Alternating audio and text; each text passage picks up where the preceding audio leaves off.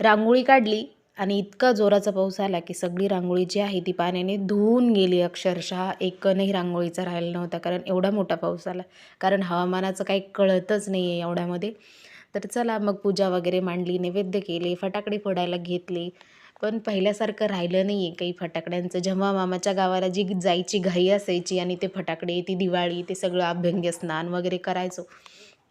सगळेजण असायचे, मावशीचे मुलं, मामाची मुलं, आणि थोडे थोडेच फटाकडे सगळ्यांना यायचे, पण मज्जा यायची. सगळी मिळून आनंदानं सगळं सेलिब्रेशन व्हायचं.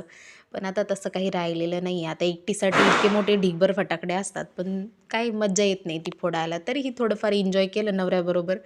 त्यानंतर तुम्हाला शुभेच्छा द्यायच्या राहिल्यास तर सगळ्यांना माझ्याकडून आणि माझ्या परिवाराकडून दिवाळीच्या खूप खूप शुभेच्छा. तुमची जी दिवाळी आहे ती खूप आनंदात, आरोग्यमयी जावो, एवढीच लक्ष्मी देवी पुढे प्रार्थना करते. तुमच्या घरामध्ये धन, संपत्ती, आरोग्य सदा सदा नांदो.